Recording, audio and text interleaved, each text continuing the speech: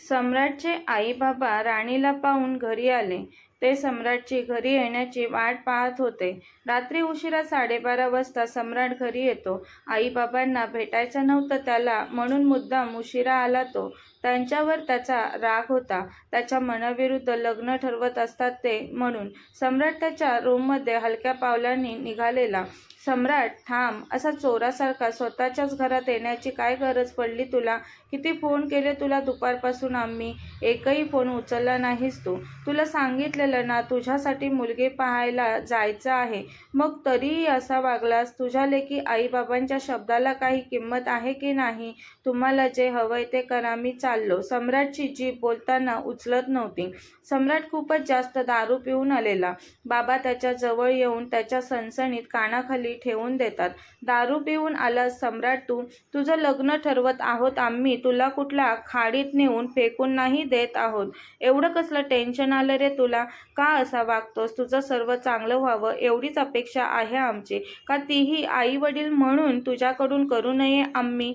बाबा, सम्राटची कॉलर पकडून रागाने म्हणाले त्याला. बाबा, कॉलर सोडा माझी. तुम्हाला जे हवंय ते करा तुम्ही. मी कुठे अडवलंय तुम्हाला? माझ्या हिताचा, तो हसत, खूपच हिताचा विचार करत आहात ना तुम्ही माझ्या मनाचा विचार न करता? अरे तुझं मन काय ते तरी कळू देत ना मग मला, बाबा रागाने म्हणाले त्याला. तसा तो बाबा, कॉलर सोडा माझी. तेवढ्यात माधवी येते. अहो काय करताय तुम्ही हे? सोडा त्याला आधी. माधवी मधुकरला सम्राटपासून ओढून बाजूला करते. अहो, आता बाप बेटे मिळून मारामारी करणार आहात का? माधवी, तुझा सुपुत्र किती दारू ढोसून आलाय ते बघ. लग्न लावत आहोत त्याचं, कुठे युद्धाला नाही पाठवत आपण याला. तुझा लाडका लेक आहे ना, मग तूच काय ते समजव आता याला. मला कोणत्याही परिस्थितीत त्या मुलीसोबत याने लग्न करायलाच हवं. आई, यांना सांग मी त्या मुलीसोबत लग्न करेन, पण ती फक्त तुमची सून असेल, माझी बायको नाही. मी तिला बायकोचा अधिकार कधीच देणार नाही. मी तिचं तोंडही पाहणार नाही. बोलून सम्राट ढकलत त्याच्या रूमकडे निघाला. पाहिलंच माधवी कसा वागतोय ते? हा, अहो तुम्ही शांत व्हा. राणी खूपच छान गुणी मुलगी आहे. ती एकदा आपल्या सम्राटच्या आयुष्यात आली की होईल तो नीट. वागेन तो चांगलं. कसलं काय, बिना बापाची पोर ती. आई वडिलांचं कधी प्रेम मिळालं नाही तिला, आणि तिच्या गळ्यात हा असला मुलगा आपण बांधायला निघालोत. अहो, काही काय बोलत आहात तुम्ही? सम्राटही खूप चांगला आहे, वाईट नाही तो. माधवी, तो तुझा मुलगा आहे म्हणून तुला असं वाटतंय. त्या मुलीसाठी हा एक वाईट नवराच ठरणार आहे. बोलून मधुकर निघून जातात. माधवी सम्राटच्या मागे सम्राटच्या रूममध्ये येते. सम्राट, तू का स्वतःला त्रास करून घेत आहेस? आई, तू तू जा आई इथून. कशाला आली माझी खोटी खोटी काळजी करायला?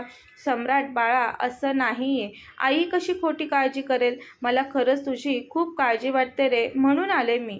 सगळं खोटं आहे. तुला आणि त्या बाबांना माझी अजिबात काळजी नाही. म्हणूनच तर मी नको म्हणत असताना तुम्ही माझं लग्न लावून देत आहात. सम्राट, अरे मुलगी पाहिली असतीस ना तू, तर नक्कीच तुला आवडली असती. अगदी नक्षत्रासारखी आहे पोर, एखाद्या कोरीव मूर्तीसारखे. देवाने स्वतः वेळ घेऊन बनवलं तिला, असं वाटतं तिच्याकडे पाहून. तू यायला हवं होतंस तिला पाहण्यासाठी. तू स्वतः पाहिल्याशिवाय तुला कसं कळेल मुलगी किती सुंदर आहे ती? अगदी तुला साजेशी आहे सम्राट. आई, मला तिचं कौतुक नाही ऐकायचं. तू जा आई, मला खूप झोप येते. अरे जेवायचं नाही का तुला? मी जेवून आलोय, तू जा, मला झोपू दे. बोलत तो बेडवर अंग टाकून देतो. इतकी दारू पिऊन आलेला तो की त्याला स्वतःलाही सावरायला जमत नव्हतं. आईला त्याची अवस्था पाहून वाईट वाटतं, पण मनात आता एकच आशा होती, लग्न झाल्यावर, बायको घरात आल्यावर नीट वागेल हा. माधवी सम्राटचे शूज काढून त्याला बेडवर व्यवस्थित करून त्याच्या अंगावर पांघरून घालून रूममधून निघून जाते. 7 दिवसानंतर सम्राट आणि राणीच्या लग्नाचा तो मंगलमय दिवस उजाडला. आज सनई चौघडे वाजत होते. पाहुण्या रावण्यांनी लग्नाचा हॉल गच्च भरला होता. तो मात्र निर्विकार चेहऱ्याने पाठावर बसला होता. आई बाबांचा कितीही राग येत असला त्याला, तरी आज त्यांच्यासाठीच तो तिच्यासोबत लग्नाला तयार झालेला. पण सतत घड्याळात पाहत होता. अजिबात इंटरेस्ट नव्हता स्वतःच्याच लग्नात त्याला म्हणून. गुरुजी जसजसे विधी करण्यास सांगत होते तसे तिच्या अंगावर शहारे येत होते. का कुणास ठाऊक, पण त्या लग्न माहोलमध्ये एक अनामिक भीती वाटत होती तिला. एक हवीहवीशी वाटणारी भीती तिच्या चेहऱ्यावर आनंदीपणा आणत होती. समोरच असलेल्या यशवंत काकांकडे ती पदरा आडून पाहत होती. त्यांचा चेहरा खूपच आनंदी दिसत होता. तिने तिच्या बाबांना कधी पाहिलं नव्हतं. तिचे बाबा कोण आहेत तेही तिला माहीत नव्हतं. पण यशवंत काकांमध्ये आता तिच्या वडिलांना शोधत होती ती. आज त्यांचा हसरा चेहरा पाहून तीही चेहऱ्यावर हसू ठेवून आनंदाने लग्नाच्या सर्व विधी पार पाडत होती. तो मात्र अजूनही निर्विकार चेहरा करूनच बसला होता. त्याला असं झालेलं, कधी एकदाच हे सगळं पार पडतंय आणि मी कधी या सगळ्यातून सुटून जातोय. अमर त्याचा मित्र होताच त्याच्या लग्नात. मग काय, त्याचा राग फक्त मित्रावरच काढू शकत होता तो. आता सम्राट डोळे वटारून वटारून अमरकडे पाहत होता. अमर शेवटी येतोच त्याच्याजवळ आणि बोलतो, सम्राट काहीच वेळ कड काढ. होतील सर्व विधी लवकरच. राणीकडून बोटांवर मोजता येतील इतकीच लोकं होती, पण सम्राटकडून हॉल गजबजून टाकणारी सर्व मंडळी होती. सम्राटचं लग्न म्हणजे प्रश्नच नाही. खूपच धूमधडाक्यात. पाहुणे मंडळी खूपच खुश झालेली. माधवी प्रेमभऱ्या नजरेने फक्त लेकाकडेच पाहत होती. परमेश्वरा, राणीच्या पायगुणांनी माझ्या लेकाच्या आयुष्यात सुख येऊ देत. खूप रॉयल फॅमिली सम्राटची, पण कोणाला म्हणून कसलाच जरासुद्धा गर्व नाही. लग्नाचा तामझाम पण त्यांच्या स्टेटसप्रमाणेच. सम्राटला मात्र लग्नात अजिबात रस नव्हता. त्याच्या चेहऱ्यावर कुठेच लग्नाचा आनंद दिसत नव्हता. ती मात्र यशवंत काकांच्या सांगण्यावरून हसून लग्नाच्या विधी पार पाडत होती. मनापासून आनंदी होती ती की नाही माहिती नाही, पण काकांसाठी चेहऱ्यावर आनंद दाखवायला हवा अशी खुणगाठ मनाशी बांधलेली तिने. लग्नाच्या विधी सुरूच होत्या. सम्राटने तिचा चेहरा न पाहता त्याच्या नावाचं मंगळसूत्र तिच्या गळ्यात घातलं. सप्तविधी पूर्ण झाल्या. त्यानंतर तिला निरोप देण्याचा कार्यक्रम. पण तिथे फक्त येसूकाकी आणि यशवंत काकाच होते तिचे.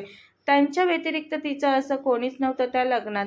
त्यांच्या हवं तसं गळ्यात पडून रडू शकत नव्हती ती. वर्षभराचीच ओळख होती त्यांची. तिच्या डोळ्यातून अश्रू आले या विचाराने, इतरांसारखी नाती माझ्या आयुष्यात नाहीत म्हणून. पण ते अश्रू तिने लगेच पुसले आणि तसंही तिचे पदराआडचे अश्रू कुणालाच दिसत नव्हते म्हणा. जो तो लग्नाच्या गडबडीत व्यस्त होता. उशीर बराच होत होता म्हणून प्रताप खूप वैतागला. त्याची आई जवळ येताच त्याने लगेच आईला विचारलं, आई अजून किती वेळ? निघूयात आता, आई म्हणाली. तसा सम्राट सरळ जाऊन कारमध्ये बसला. ती मात्र अवघडलेली खाली मान घालून तिथे उभी होती. आईने तिला प्रेमाने, राणी चल निघूयात, कारमध्ये बस असं म्हटलं. तशी राणी कारमध्ये बसली. त्यांच्या बाजूला आई आणि पुढे सम्राटचे बाबा बसले. अमर त्याचा मित्र कार चालवत होता. गाडी आता त्यांच्या मेन्शनकडे धावू लागली. त्याच्या रॉयल फॅमिलीच्या स्टेटसप्रमाणे त्याच्या बॉडीगार्डच्या गाड्या त्याच्या मागे पुढे वेगाने धावत होत्या. राणी कारमध्ये बसली. आई म्हणाली तिला, ती बसताच, घाबरू नकोस, रिलॅक्स होऊन बस, मी आहे तुझ्यासोबत. पण त्यानंतर कोणी कोणाशी एकही शब्द बोललं नाही. एकदम शांतता. टाचणी पडली तरी आवाज येईल इतकी. दोघेही एकमेकांकडे पाहण्याची तसदी देखील घेत नव्हते. तिने कदाचित पाहिलं असतं, पण माधवीने तिला चेहऱ्यावर पदर घ्यायला लावलेला आमच्या घराण्याची अशी रीत आहे असं खोटं सांगून. पण खरं तर सम्राटने तशी ताकीदच दिलेली, मी लग्न करेल, पण लग्नात तिचा चेहरा मला दिसला नाही पाहिजे. तिचा चेहरा मला दिसला तर मी लग्न मंडपातून कसलाही विचार न करता निघून जाईल. हॅलो, हां, त्या मीटिंगचं काय झालं? आताच्या आता लगेच रिपोर्ट पाठव मला. त्याचा भारदस्त पण कठोर आवाज तिच्या कानावर पडला. कारमध्ये बसून बराच वेळ झालेला. लग्नाच्या गडबडीत तिच्या खाण्यापिण्याकडे कशाला कोणी लक्ष दिलंय? येसू काकीने विचारलेलं एकदा तिला, तेव्हा म्हटली, मी जेवण काकी, थोड्या वेळाने. आणि तिचं जेवायचं राहून गेलं गडबडीत. साधं पाणीसुद्धा प्यायली नव्हती ती दिवसभरात. खूप वेळ झाल्यामुळे घशाला कोरड पडलेली तिच्या. ती एवढी अवघडलेली की बोलण्यासाठी तोंड उघडायलाही तिला खूपच अवघड वाटत होतं. त्याची तर काय, व्हिडिओ कॉलवरच ऑनलाईन मीटिंग चालू झालेली. सासूने सांगितलेलं अजिबात चेहऱ्यावरून पदर हटवायचा नाही. मग आता पाणी मागायचं कसं? तरी आवाज देऊन आईंकडे मागितलं असतं. पण तिचा आत्ताच झालेला नवरा सम्राट डिस्टर्ब झाला असताना ती त्याला आतापासून एवढी घाबरत होती जसं काय तो वाघ आहे आणि तिला तो खाऊनच टाकेल. त्याच्या आवाजाला घाबरलेली ती मनातच खूप विचार करते, हे किती रागाने बोलत आहेत. मीटिंगमध्ये यांच्या बोलण्यातून तर खूपच घमेंडी गर्विष्ठ वाटत आहेत हे. पण तिला हे कुठे माहीत होतं तिचा नवरा झोपत असेल तेवढंच. इतर वेळी फक्त त्याला काम आणि कामच महत्त्वाचं वाटतं. त्याच्या कामाव्यतिरिक्त आणि त्याच्या बिझनेस व्यतिरिक्त तो त्याला आवडलेली ती त्याच्या नजरेस भरलेली ती मुलगी सोडली तर त्याने कधीच दुसऱ्या कोणत्याच मुलीचा विचार नव्हता केला. आणि आता राणीसोबत त्याला लग्न बिलकुल करायचं नव्हतं, पण आई बाबांमुळे त्याला ते करावं लागलं. ती या लग्नात तिच्या झालेल्या नवऱ्यासोबत खुश राहील का, तो तिला खुश ठेवेल का, यातला काही विचार न करता मोठ्या माणसांच्या सांगण्यावरून ती लग्नाला तयार झालेली. खूप वेळ बसल्यामुळे विनाकारण तिच्या हातांची हालचाल वाढली आणि तिच्या बांगड्यांचा आवाज त्याच्या कानात घुसला. त्याच्या डोक्यात रागाची लकीर उमटली. तो मीटिंग म्यूट मोडवर ठेवून जोरात ओरडला, कोणाच्या बांगड्यांचा एवढा आवाज येतोय आई?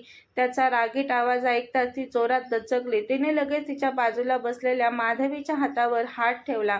माधवी कारच्या खिडकीतून बाहेर पाहत होती. ती आता म्हणते, सम्राट, इतकं ओरडायला काय झालं? हे तू हळू आवाजातही बोलू शकला असतास. आई, अशा मूर्ख बावळट लोकांसाठी माझ्याकडे वेळ नाही. पाहत नाहीस का तू, मी मीटिंगमध्ये व्यस्त आहे?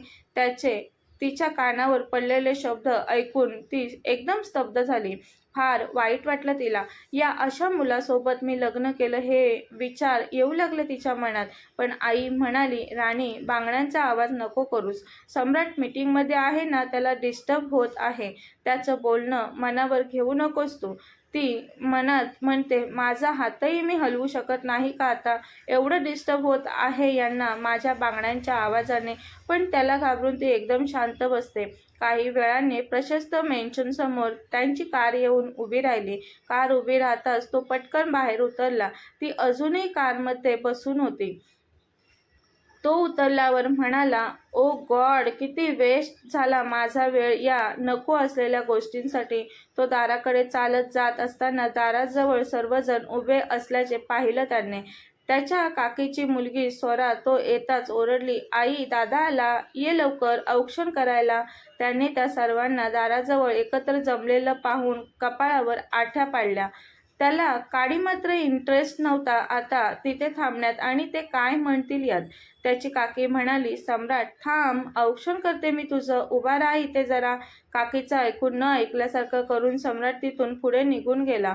त्याच्या अंगावरच उपरनं त्याने कारमध्ये सोडून दिलेलं. कारमध्ये बसतानाच त्याने उपरनं रागाने खेचून तो कारमध्ये बसलेला सम्राटच्या बागड्याकडे काकी पाहतच राहिली. पण त्याला कशाचीच फिकीर नव्हती. माधवी राणीला घेऊन दाराजवळ आली. अमर कार चालवत होता. तोही उतरून त्यांच्यासोबत आला आता. सम्राटची काकी राणीला पाहताच म्हणाली, कशाला हवाय? पदर काढून टाकतो. म्हणत काकीनेच राणीच्या चेहऱ्यावरचा पदर दूर केला. ताई, आकाशातील चंद्रही फिका पडेल हिच्या सौंदर्यासमोर. काय सुंदर आहे सम्राटची बायको. घरातील इतर सर्वही राणीच्या सौंदर्याची तारीफ करत होते. राणीचं औक्षण करून माप ओलांडून तिचा छान गृहप्रवेश झाला. घरात आल्यावर अमरनेही राणीला पाहिलं. किती सुंदर आहे ही. एवढ्या सुंदर मुलीसोबत काकांनी सम्राटचं लग्न लावलंय आणि हा वेडा बायकोसोबत न थांबता त्याच्या रूममध्ये निघून गेला.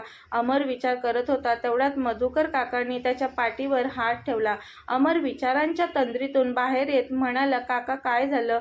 बघ, तुला जमतंय का ते तुझ्या मित्राला समजवायला? एवढी सुंदर बायको लक्ष्मीच्या पावलांनी घरात आणले आणि तिच्यासोबत गृहप्रवेशाच्या वेळी न थांबता निघून गेला. काय वाटलं असेल राणीला? लग्न झालंय त्यांचं आता. त्याच्यासोबत सतत त्याची बायको असणार आहे. तिला कसलाही त्रास द्यायचा नाही. नाहीतर माझ्यासारखा वाईट कोणी नसेल. सांग त्याला, समजव त्याला. तुझं ऐकतोय का बघ. हो काका, समजवतो बोलून अमर आता सम्राटच्या रूममध्ये येतो. सम्राट, काय हे तुझं वागणं? अरे, आता लग्न झालंय तुझं राणी वहिनीसोबत. आता बायकोसोबत राहायचं टाकून तू इथे पळून आलास? पळून नाही आलो मी अमर. मी आधीच सांगितलं आहे घरच्यांना, मी त्या मुलीला बायकोचा अधिकार कधीच देणार नाही.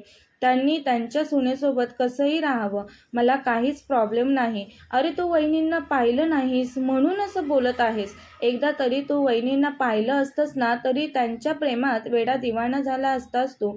ए अमर, तू माझ्या मनात काही भरवायला आला आहेस? बाबांनीच पाठवलंय ना तुला इथं?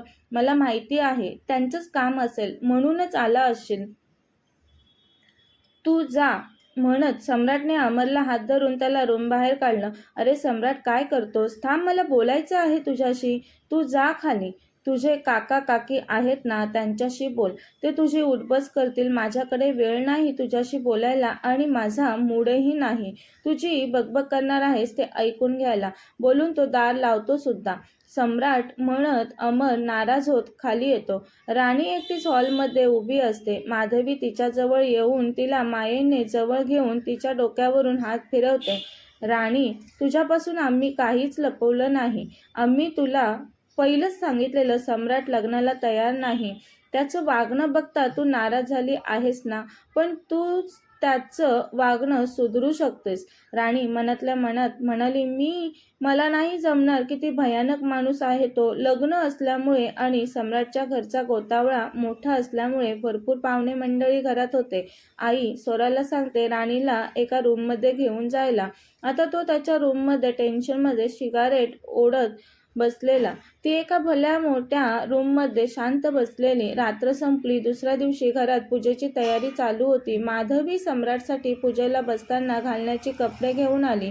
आईच्या अंगावर घेकसत सम्राट म्हणाला, अजून किती अपेक्षा कराल माझ्याकडून? हे बघ आई, तुला वाईट वाटलं तरी चालेल, पण मी स्पष्ट सांगतो तुला, मी काय पूजेला बसणार नाही.